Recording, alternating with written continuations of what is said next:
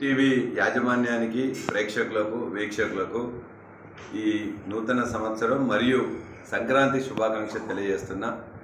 ఈ సంవత్సరంలో ప్రజల యొక్క సమస్యలని ప్రతిబింబించే విధంగా వార్తలు ఉండాలని, అదే విధంగా ప్రజల వార్తలతోనే మొత్తం కూడా ప్రజలకు మేలు జరిగే విధంగానే మన యొక్క వార్తలు ఉండాలని చెప్పేసి మనసారా కోరుకుంటూ, ఖచ్చితంగా బిగ్ టీవీ ఆ దిశలో పయనిస్తుందని, కావాల్సిన వాళ్ళందరికీ కూడా స్వేచ్ఛ ఇస్తుందని, మన యొక్క వ్యూస్ కాకుండా న్యూస్నే వస్తాయని చెప్పేసి ఆశాభావంతో వారందరికీ మరొకసారి పండుగ శుభాకాంక్షలు తెలియజేస్తాం। ప్రజాపాలన పేరు మీద కొన్ని 6 గ్యారంటీలు అదేవిధంగా ఇతర హామీల గురించి కూడా అప్లికేషన్ తీసుకున్నారు।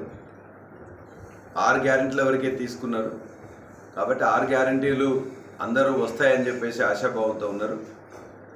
కాంగ్రెస్ పార్టీ చెప్పిన విధంగా ముందుగా డిసెంబర్ 9వ తారీఖే వస్తాయని చెప్పి ప్రజలు అనుకున్నారు, కానీ ఇప్పుడే మేము సర్దుకుంటున్నాం, మా సమాచారం మా దగ్గర సరిగ్గా లేదు, ఆ సమాచారం వచ్చిన తర్వాత ఇస్తామని చెప్పేసి అనుకున్నారు।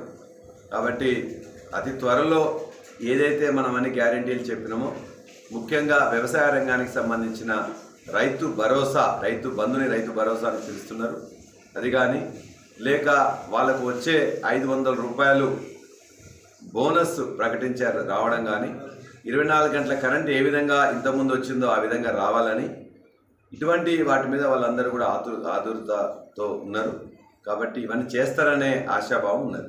సార్, జనగామ అభివృద్ధి ఏ విధంగా కాంగ్రెస్ పార్టీకి అంటే కలుపుకొని మొదలయ్యేట్లా మీరు? నేను ప్రభుత్వాలు ఏమైనా ప్రజలు ఎన్నుకున్న జనగామ శాసనసభ్యునిగా రాజకీయాలకు అతీతంగా అధికారుల దగ్గరికి మొత్తం కూడా తీసుకుని వెళ్తా, అవసరమైతే మంత్రుల దగ్గర కూడా ఈ యొక్క అభివృద్ధి కార్యక్రమాలు తీసుకుని వెళ్తా।